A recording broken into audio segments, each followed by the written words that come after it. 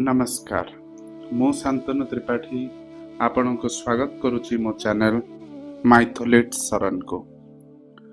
आज आमे सुनिबा श्री मनोज दासंक द्वारा लिखित एक क्षुद्र उपन्यास कनक उपत्यकार कहानी। प्रथम भाग।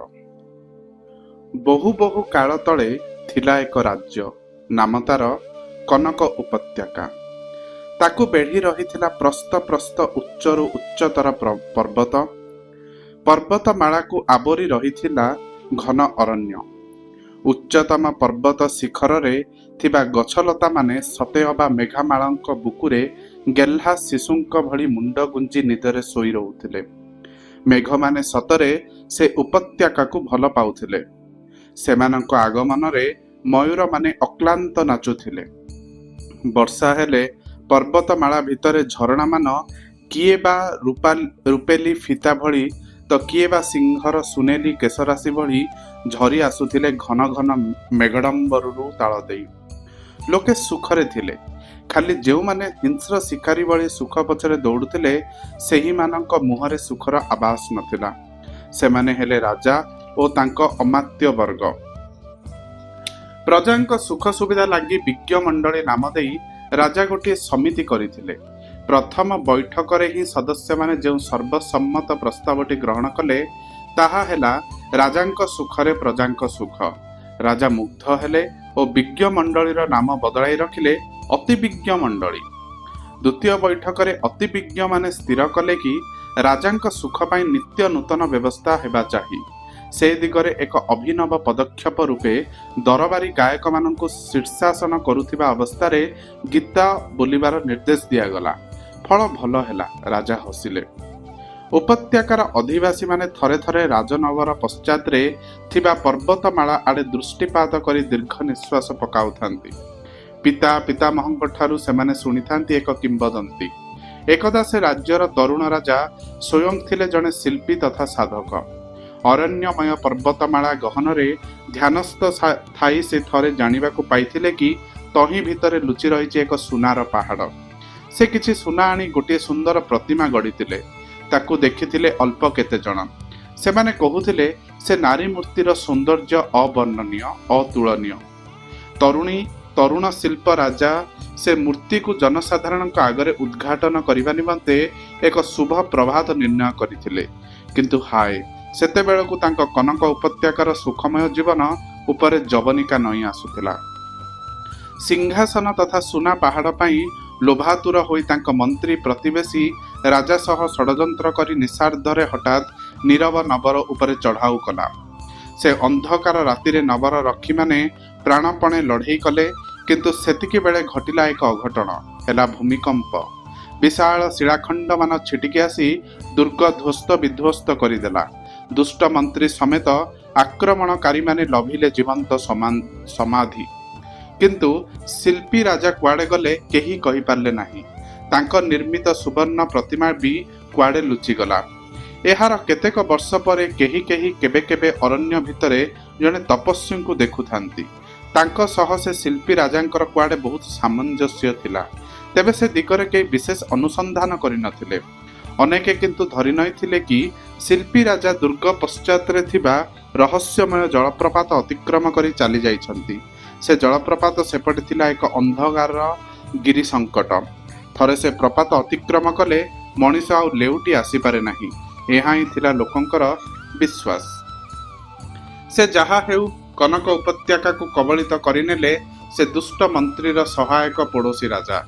सुना पहाड़र संधान पाइबा लोभरे तथा उपत्यकार सौंदर्य मुग्ध होई से राजा निज राज्यर सिंहासन भाई को समर्पी एठाकू चली आसिले। पूर्व राजवंश अमल रे राजा ओ प्रजा बंधा हेउथिले श्रद्धार डोरी रे। नुआ राजवंश अमल रे उभयंक संपर्क हेला भिन्न। राजा हेले संदेही ओ उद्धत। प्रजा हेले भीत ओ संत्रस्त। पर्वतर पाददेश रे गढ़ा हेला नुआ राजवंशर नअर। पर्वतर मध्य देश रे विराजित पूर्व राजवंशर नगरर ध्वंसावशेष क्रमे गछलता आढ़ुआଳରେ उपत्यकावासीଙ୍କ दृष्टिରୁ लुचिगला। पुरुखा लोके कहउथांती दिन आसीब जेतेबेले से सुवर्ण प्रतिमा पुणी देखादेव। सेतिकी नुहे, सेतिरे हेब जीवन्यास ଉପତ୍ୟକାରେ ହେବ ନୂତନ ଯୁଗର ସୂତ୍ରପାତ। ଲୋକେ ସେ ଧ୍ୱଂସାବଶେଷ ଆଡ଼େ ଯିବାକୁ ଡରୁଥାନ୍ତି। ତାହା ଏକ ପ୍ରେତପୁରୀରେ ପରିଣତ ହୋଇଛି ବୋଲି ସେମାନଙ୍କର ଧାରଣା ହୋଇଥାଏ।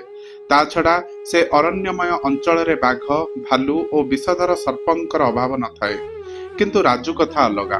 ସେ ଧ୍ୱଂସାବଶେଷ ପ୍ରତି ତାର ଥାଏ ପ୍ରବଳ ଆକର୍ଷଣ। ସେ ଏକାକୀ ସେଠାରେ ଯାଇ ଦୀର୍ଘ ସମୟ ଧରି ବିଚରଣ କରୁଥାଏ।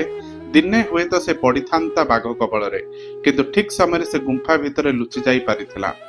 ଦିନେ ହୁଏତ ବିଷଧର ସର୍ପଟିଏ ଚୋଟ ମାରିଥାନ୍ତା, କିନ୍ତୁ ଠିକ୍ ସମୟରେ ସେ ତା ପାଦଟି ଅପସାରଣ କରିନେଇଥିଲା। ରାଜୁ ପିଲାବେଳେ ମାଆକୁ ହରାଇଥିଲା, ଆଉ ତା ବାପା ଥିଲେ ଜଣେ ଦକ୍ଷ ସ୍ଥପତି। ସେ ସର୍ବଦା ନିଜ କାମରେ ବ୍ୟସ୍ତ ଥାଆନ୍ତି। ସେଦିନ ସୂର୍ଯ୍ୟାସ୍ତ ସମୟରେ ସବୁ କିପରି ଅସ୍ୱାଭାବିକ ଭାବରେ ସ୍ତବ୍ଧ ଲାଗୁଥାଏ। ଆକାଶ ଦିଶୁଥାଏ ଘନ ଗେରୁଆ ଓ ବିଷାଦପୂର୍ଣ୍ଣ। ସାରା ଉପତ୍ୟକାରୁ ସବୁ ପବନ ଯେପରି କେହି ଶୋଷି ନେଇ ଯାଇଥିଲେ। ଲୋକେ ଅସ୍ୱସ୍ତି ଅନୁଭବ କରୁଥିଲେ। ହଠାତ୍ ଅରଣ୍ୟର ସହସ୍ର ପଶୁପକ୍ଷୀ ରଡ଼ି ଆରମ୍ଭ କରିଦେଲେ। ତାପରେ ଆସିଲା ପ୍ରଚଣ୍ଡ ଉତ୍ତପ୍ତ ପବନ। କ୍ଷେତ ବାଡ଼ି ପଥଘାଟରେ ଲୋକେ ସନ୍ତ୍ରସ୍ତ ଭାବରେ ଦୌଡ଼ିବାକୁ ଲାଗିଲେ। ପର୍ବତମାଳା ଭିତରୁ ଶୁଭିଲା କର୍ଣ୍ଣ ବିଦାରକ ଶବ୍ଦ। ପରେ ପରେ ଘରଦ୍ୱାର ଦୋହଲିବାକୁ ଲାଗିଲେ।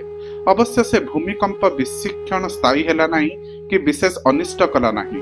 କିନ୍ତୁ ପର୍ବତର ମଧ୍ୟଭାଗରୁ ପରିତ୍ୟକ୍ତ ପୁରୁଣା ପ୍ରାସାଦର ଏକ ଅଂଶ ଛିଟିକି ଆସି ନୂଆ ପ୍ରାସାଦର ଶିଖର ଭାଙ୍ଗିଦେଲା। ରାଜା ସଙ୍ଗେ ସଙ୍ଗେ ଅତିବିଜ୍ଞ ମଣ୍ଡଳୀର ବୈଠକ ଡକାଇଲେ। ଯଦି ପ୍ରାସାଦର ଶିଖର ଭୂତଳଶାୟୀ ହେଲା, ତେବେ ତାକୁ ନିର୍ମାଣ କରିଥିବା ମିସ୍ତ୍ରୀମାନଙ୍କ ମୁଣ୍ଡ ମଧ୍ୟ ଭୂତଳଶାୟୀ ହେବା ଦରକାର। ସେ ଗର୍ଜନ କରି କହିଲେ ଓ ପଚାରିଲେ, ଠିକ୍ ନୁହେଁ? ହେ ରାଜାକୁଳ ଶାର୍ଦୁଳ, ସେମାନେ ଦୁଇ ପୁରୁଷ ତଳର ମିସ୍ତ୍ରୀ। ମନ୍ତ୍ରୀ କ୍ଷମାପ୍ରାର୍ଥୀ ଭଳି କହିଲେ, ହଇଏ ମନ୍ତ୍ରୀ, ଆମ୍ଭେ ବୋକା? ରାଜା ଗମ୍ଭୀର ହୋଇ ପ୍ରଶ୍ନ କଲେ, ମହାରାଜ, ଆପଣ ଅତି ବିଜ୍ଞ ମଣ୍ଡଳୀର ସ୍ରଷ୍ଟା। ଆପଣ ତେଣୁ ଅତି ବିଜ୍ଞ। ଆମ ସମସ୍ତିଙ୍କର ଜ୍ଞାନର ପରିମାଣ ଉଇହୁଙ୍କା ଭଳି ହେଲେ ଆପଣଙ୍କର ଜ୍ଞାନ ପର୍ବତ ପ୍ରମାଣ। ଠିକ୍, ଦୁଇ ପୁରୁଷ ତଳେ ମରିଯାଇ ମିସ୍ତ୍ରୀମାନେ ଆମ୍ଭକୁ ଠକି ପାରିବେ ନାହିଁ। ଜଣେ ମରିଗଲେ ତାର ଋଣ ପରିଶୋଧ କରେ କିଏ? ଏ ପ୍ରଶ୍ନ କଲାବେଳେ ରାଜାଙ୍କ ନୟନ ବେନି ଖଦ୍ୟୋତ ଭଳି ଚମକୁଥିଲେ। ତାଙ୍କ ଯୁକ୍ତି ଅନୁସାରେ ରାଜୁର ପଣି ଜେଜେବାପା ନୂଆ ପ୍ରାସାଦର ମୁଖ୍ୟ ମିସ୍ତ୍ରୀ ହୋଇଥିବାରୁ ତାଙ୍କ ଉତ୍ତରାଧିକାରୀ ରୂପେ ରାଜୁର ବାପା ଗିରଫ ହେଲେ। ମୁଣ୍ଡ କାଟ ହେଲା ରାଜାଙ୍କ ସଂକ୍ଷିପ୍ତ ହୁକୁମ। ମହାରାଜା, କାର୍ହି ପ୍ରାସାଦର ଶିଖର କାହିଁ ଏ ଟିକି ମୁଣ୍ଡ, ବରଂ ଏହାକୁ 1000 ବର୍ଷ ପାଇଁ କାରାରୁଦ୍ଧ କରାଯାଉ। ସ୍ଥପତି ପ୍ରତି ଦୟାବାନ ଜଣେ ଅମାତ୍ୟ କହିଲେ। 1000 ବର୍ଷ କଥାଟା ରାଜାଙ୍କର ହୃଦୟଗ୍ରାହୀ ହେଲା। ସ୍ଥପତି କାରାରୁଦ୍ଧ ହେଲା। ରାଜୁ କ୍ରୋଧ ଓ ଦୁଃଖରେ ଭାଙ୍ଗି ପଡ଼ିଲା। ବନ୍ଧୁମାନେ ତାଙ୍କୁ ଧୈର୍ଯ୍ୟ ଧରିବାକୁ କହିଲେ, କିନ୍ତୁ କାରାଗାରରେ ମାତ୍ର 1 ମାସ ପରେ ରାଜୁର ବାପା ମୃତ୍ୟୁବରଣ କଲେ। ତାହେଲେ ତ ବନ୍ଧୀ ଆମ୍ଭେ ଦେଇଥିବା 999 ବର୍ଷ 11 ମାସ କାଳ ଦଣ୍ଡ ଫାଙ୍କିଦେଲା। ରାଜା ଅତିବିଜ୍ଞ ମାନଙ୍କ ଆଗରେ ନିଜ ହତାଶା ବ୍ୟକ୍ତ କଲେ। ମହାରାଜ, ଯଦି ପୁଅ ବାପାର ସମ୍ପତ୍ତି ଭୋଗିବାକୁ ହକଦାର, ତେବେ ସେ ବାପାର ଦଣ୍ଡ ନ ଭୋଗିବ କିଆଁ? କହିଲେ ସର୍ବଦା 2 ହାତ ଦଳି ହେଉଥିବା ଜଣେ ଅମାତ୍ୟ। ବାଃ ବାଃ, ତମ ବୁଦ୍ଧି ବିଲୁଆ ଭଳି। ଏଣିକି ତମ ଉପାଧି ହେଲା ବିଲୁଆ। ହଁ, ଧରି ଆଣି ବନ୍ଦୀର ପୁଅକୁ କର ତାକୁ କାରାରୁଦ୍ଧ। ରାଜା ନିର୍ଦ୍ଦେଶ ଦେଲେ। କିନ୍ତୁ ସିପାହୀମାନେ ରାଜାଠୁ ପହଞ୍ଚିବା ପୂର୍ବରୁ ତାଠି ଖବର ପହଞ୍ଚି ଯାଇଥିଲା। ସେ ଖସି ପଳାଇଲା। ଜହ୍ନ ରାତି। ରାଜୁ ଯାଇ ପର୍ବତର ମଧ୍ୟ ଦେଶରେ ପୁରୁଣା ପ୍ରାସାଦର ଭଗ୍ନାବଶେଷ ଭିତରେ ପହଞ୍ଚିଲା। ସେ ବଣବୁଦା ଓ ଶିଳାଖଣ୍ଡମାନ ତାର ଅତି ପରିଚିତ। ସେ ଖଣ୍ଡିଏ ସୁପରିଚିତ ସଫେଦ ପଥର ଉପରେ ବସି ପଡ଼ିଲା।